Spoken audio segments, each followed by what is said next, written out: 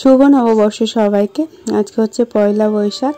তো বছরের শুরুর ব্লগটা একটু এইভাবে শুরু করলাম।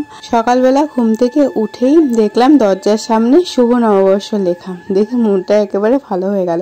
ভাবছিলাম কে লিখেছে, তারপর মনে পড়লো যে হ্যাঁ, রাতুল ছাড়া এটা আর কারোর কাজই না।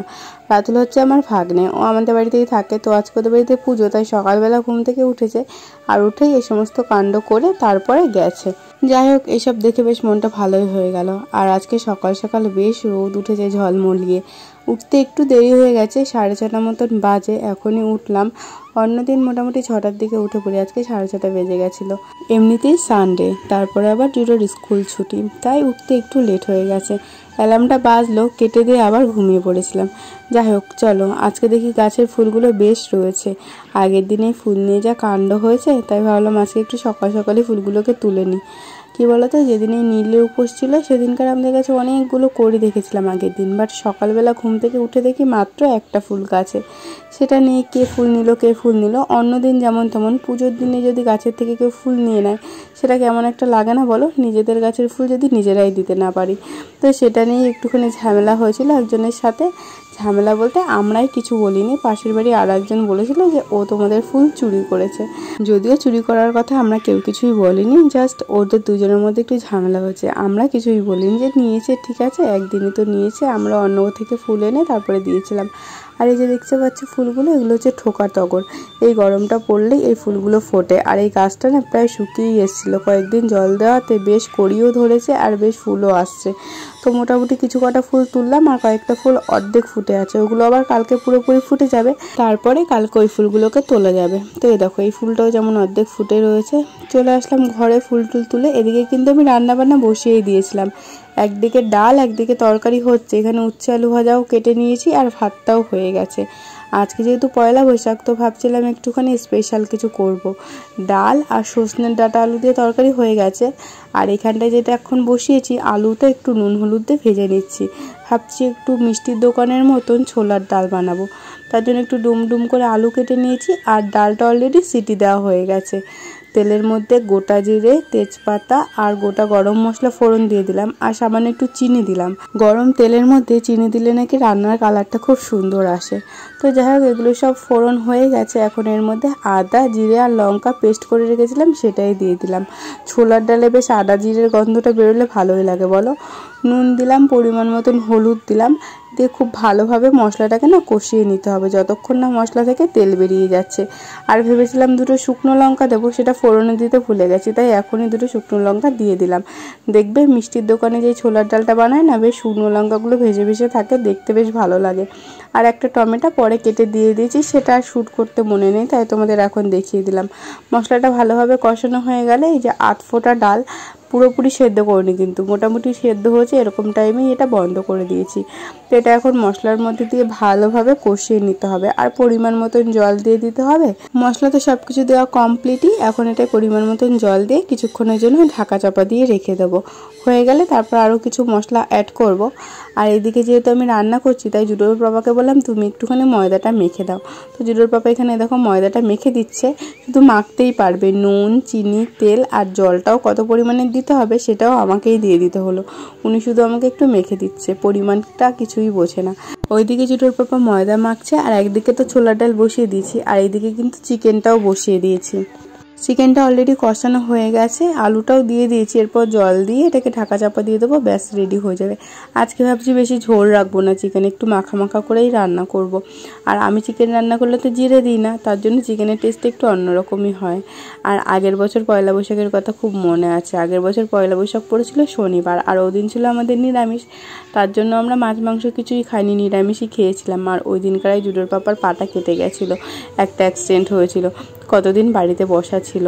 তো চলো, এদিকে ছোলার ডালটাও আমার রেডি হয়ে গেছে। নামানোর আগে একটুখানি ঘি আর একটুখানি গরম মশলা অ্যাড করলাম, তাহলে ছোলার ডালের টেস্টটা যেন আরও বেশি বেড়ে যায়। একদম দেখো দোকানের মতন পাতলা ঝোল ঝোল রেখেছি, একদমই গামাখা করিনি। যদিও পরে ঝোলটা টেনে একেবারেই বসে যাবে, আর একটু ঝোল রাখলে ভালো হতো। তো ওইদিকে তো ডালটা নামিয়ে রাখলাম, আর এদিকে কড়াইটা ধুয়ে আবার তেল গরম বসিয়ে দিলাম। বেশ অনেকক্ষণই হয়েছে ময়দাটা মেখেছে, ময়দাটা বেশ সফট হয়েছে, দেখো একদম হাত দিয়ে নরম তুলতুলে হয়ে গেছে। চলো এবার ময়দাগুলো থেকে লেচিগুলো কেটে ফেলি, তারপরে গরম গরম ভেজে দিই। যে যে এখন খাবে আর যে যে পরে খাবে সেগুলো আবার পরে ভাজবো। জুডোর পাপা তো খেয়ে দিয়ে অফিস চলে যাবে, ভাবছি জুডোকেও আজকে সকালে 2টো লুচি দিয়ে দেবো, আর বাবাও খেয়ে চলে যাবে। আর আমরা যেহেতু পরে খাবো, একটু কাজবাজ সেরে আর বাদ বাকি লুচিগুলো ভেজে নেবো। এখন মোটামুটি 10টা 12টা মতন ভাজবো। বাবা, জুডোর পাপা আর জুডো খাবে সেই কারণে, আর আমাদের লুচিগুলো তো বললামই পরে ভাজবো। বছরের প্রথম দিন, তাই একটু মনে হলে স্পেশাল কিছু করি। বাবা নিয়ে এসেছিল চিকেনটা, জুডোর বাবাকে বললাম যে ময়দা নিয়ে এসে একটুখানি লুচি করব। রাতেই বলে রেখেছিলাম, ও বলছে নাকি কয়েকদিন ধরে লুচি খেতে ইচ্ছা করছে, তাই আজকে এই লুচিটা বানিয়ে ফেললাম। আর দেখো প্রথম লুচিটা দেওয়ার সাথে সাথেই কি দারুণ ফুলেছে। আমি তো একটুখানি ভাবছিলাম বছরের প্রথম দিন যদি প্রথম লুচিটাই ভালো না ফোলে মনটাই খারাপ হয়ে যাবে, কিন্তু না, লুচিটা কি দারুণ ফুলেছে। লুচি ফোলার ওপর নাকি মন ভালো খারাপ নির্ভর করে। আমার মতন পাগল আর কেউ আছে বলো? আসলে ব্যাপারটা সেটা না, আমার বেশ ভালো লাগে লুচিগুলো বেশ ফুলকো ফুলকো হবে, যে খাবে তারও ভালো লাগবে আর যে করবে তারও বেশ ভালো লাগবে। অনেকের হাতে লুচি ফুলতেই চায় না, যতই তুমি ভালো মেখে দাও না কেন। আমার হাতে আবার লুচি রুটি এগুলো খুব ভালো ফোলে। তো চলো প্রথম লুচিটা তো ভাজা হয়ে গেল, এবার পরপর করে আর সবকটা লুচি ভেজে ফেলি। লুচি রুটি এগুলো বেশ গরম গরমই ভালো লাগে, ঠান্ডা হয়ে গেলে আর ভালো লাগে না বলো। তাই ভাবলাম এখনকার মতন এখনের কটা ভেজে নিই আর পরেরগুলো পরেই ভাজবো। আর আজকে ভেবেছি যতগুলো বাচ্চা কাচ্চা আছে, মানে আমার একটা ননদের মেয়ে আছে আর একটা ননদের ছেলে আছে আর তার সাথে নেদো, সবাইকেই সকালবেলার টিফিনটা এখানে করাবো। তাই জুডোর বাবাকে বলেছিলাম যে ময়দাটা একটু বেশি করেই এনো, বাচ্চাগুলোকে আজকে টিফিনটা এখানটাই দিয়ে দেবো। তো আমাদেরগুলো তো এখন আর ভাজছি না, ওদের পরে ডাকবো তারপর ওদের দেবো। তো এক এক করে সবকটা লুচি ভেজে নিচ্ছি। তো চলো এরপরে যাবো জুডোকে খাওয়াতে। জুডোর পাপার সাথেই জুডো খেতে বসেছিল, বাট একটা লুচিও দেখো এখনো খেয়ে উঠতে পারিনি। ভেবেছিলাম 2টো লুচি খাবো, একটা লুচি খেয়েই ওর হয়ে গেছে, ও আর খায়নি। কয়েকদিন ধরে শরীরটা খুব একটা ভালো নেই, ঠান্ডা লেগে আছে, তাই খাওয়া দাওয়ার প্রতি অতটা নেই। তো লুচিটা খাওয়ার পর ওকে আমি জিজ্ঞাসা করছিলাম কেমন হয়েছে, সেটাই ও বলছিল যে খুব ভালো হয়েছে। আর ও খাওয়ার থেকে বেশি খেলনা বাটি নিয়েই ব্যস্ত রয়েছে, ওই যে কালকে মেলা থেকে এগুলো কিনেছে সেটা নিয়েই খেলতে ব্যস্ত। তারপরে এদিকে কাজবাজ সেরে দেখো বাদ বাকি সব লুচিগুলো ভেজে নিয়েছি। লুচিগুলো কি দারুণ ফুলেছে দেখো, ফুলকো ফুলকো। তো সবার জন্য বেড়ে বেড়ে নিচ্ছি, 3টে করে সবাইকে প্রথমে দেবো, তারপরে যদি লাগে তারপরে আবার দেবো। তো সবাইকে দেওয়ার পরে দেখো এই যে আমার জন্য লুচিগুলো বেড়ে নিয়েছি। তো চলো সবাই মিলে খাওয়া দাওয়া করে নিই, আবার পরে আসছি। 2-3 দিন ধরে বলে দেখো ফাইনালি কালকে এই ঠাকুরের ড্রেসগুলো জুডোর পাপাকে দিয়ে আনাতে পেরেছি। পয়লা বৈশাখে নিজে যদিও কিছু কিনিনি, জুডোর জন্য একটা জামা নিয়েছিলাম আর কাউকেই কিছু দেওয়া হয়নি এবার। যাই হোক ঠাকুরের জন্য তো আনতেই হয় বলো, নিজেরা কিনি আর না কিনি। তো জুডোর বাবাকে বলেই ঠাকুরের ড্রেসগুলো আনিয়েছি। কিন্তু দেখো আমাদের তো লক্ষ্মী সরস্বতী আর লোকনাথের ড্রেসটা তবুও যা পরাতে পারবো ঘাগরার মতন, আর এইগুলো এনেছে পুরো গোপালের যে জামাগুলো হয় না, মানে জামা ড্রেস সেই টাইপের। তো আজকে মোটামুটি আজকের দিনটা কোনো রকমে চালিয়ে পরিয়ে নেব, নতুন জামা তো পরাতে হয় পয়লা বৈশাখের দিন, তাই ওটা পরিয়ে নেব। আর তারপরে ভাবছি এগুলো দিয়ে একটু অন্যরকমভাবে ঠিকঠাকভাবে ঠাকুরকে যাতে পরাতে পারি সেরকম করে নেব। এতগুলো দাম দিয়ে এনেছে বলো জামাগুলো, যদি না কয়েকদিন নাই পরাতে পারি। তো লোকনাথের মিডিটা আর একটু বড় হলে ভালো হতো, একটু ছোট হয়ে গেছে। যাই হোক যা এনেছে প্রত্যেক বছর আমিই কিনি এই পয়লা বৈশাখের টাইমে, পুজোর টাইমে। এবার ওকে দিয়ে আনতে দিয়েছি, দামও অনেক বেশি নিয়েছে আর এইদিকে জিনিসগুলো সেরকম মন মতন হয়নি। এই যে হোয়াইট কালারের ড্রেসটা দেখছো ওটা 90 টাকা নিয়েছে, আর পিঙ্ক আর ব্লুটা ওগুলো 35 টাকা করে নিয়েছে। আর আমি যদি আনতাম পুরো 100 টাকার মধ্যে সবকটা ড্রেস নিয়ে আসতে পারতাম। যাই হোক ও তো আনে না খুব একটা, তার জন্য ওর কাছ থেকে দামও বেশি নিয়ে নিয়েছে আর ভালো মতন আনতেও পারিনি। ঠাকুরের ড্রেসগুলো দেখে চলে আসলাম বাইরে। ঘর দোর ঝাড় দিয়ে নিয়েছিলাম সকাল সকাল, যেহেতু পয়লা বৈশাখ বছরের প্রথম দিন, তাই সকাল সকালই সব কাজগুলো সেরে নিচ্ছি। ঘর দোর ঝাড় দেওয়ার পর এখন ঘর দোরকে মুছে নিচ্ছি, তারপরে যাবো জুডোকে স্নান করাতে। আর হ্যাঁ, জুডোর নতুন ড্রেসটা তো তোমাদের দেখানোই হয়নি, আর তার সাথে কয়েকটা নতুন জামা কাপড়ও পেয়েছে, সেগুলোও তোমাদের দেখাবো। চলো আগে ঘরটা মুছে নিই, তারপর জুডোকে স্নান করিয়ে তারপরে তোমাদের দেখাচ্ছি জুডোকে আমরা কোন জামাটা দিয়েছি আর কে কোন জামাটা দিয়েছে।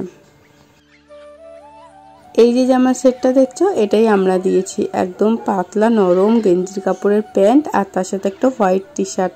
এরকম টাইপের জিনিস গরমের মধ্যে পরতে কিন্তু খুবই ভালো। ওকে স্নান করাতে যাব তাই সব কিছু নামিয়ে নিলাম। যদিও এই জামাটা একটু তোলাই লাগবো, আগের দিন বিশাল থেকে এই জামাটা কিনেছিলাম, তোমাদের একটুখানি দেখিয়েছিলাম। তো চলো এই যে জুডোবাবু স্নান টান করে রেডি হয়ে গেছে। বললাম আয় একটুখানি ভিডিও করি, কিন্তু এই যে ঠাকুরকে পুজো দিয়েছি, জুটোর বাবা মিষ্টি নিয়ে এসেছিলো কালকে, তো পুজো দেওয়ার পরে এই যে মিষ্টি খেতে ব্যস্ত বাবু মশাই। তো কেমন লাগছে জুটো বাবুকে বলো নতুন জামাটা পরে? আমার তো বেশ ভালোই লাগছে এই হোয়াইট কালারের টি শার্টটা। তো চলো, এটা পরতে পরতে কিছুক্ষণ পরেই আবার চেঞ্জ করে ফেলেছে। এই যে গেঞ্জিটা দেখছো, এটার সাথে আর একটা হাফ প্যান্ট, এটা আবার আমার একটা পিসি দিয়েছে, মানে জুটোর পিসি ঠাম্মি। তো এটাও ও একটু পরেই পরে নিয়েছে। বললাম কি বাবু সাদাটা চেঞ্জ করে এখন এইটা পরো, কারণ এখন তো খাওয়া দাওয়া করবে, যদি এ টোকাটা লেগে যায় সেই কারণে। আর এই যে ইয়েলো কালারের যে গেঞ্জিটা দেখছো, এটা জুটোর দাদু দিয়েছে। এটার সাথে একটা প্যান্টও আছে অবশ্য, প্যান্টটা একটু বড় বলে আমি তুলে রেখেছি। এই যে শ্রীগিন কালারের সেটটা, এটা ওর পিপি পাঠিয়েছে। তো চলো আজকের ভিডিওটা এখানেই শেষ করছি, দেখা হচ্ছে নতুন কোনো ভিডিওর সাথে।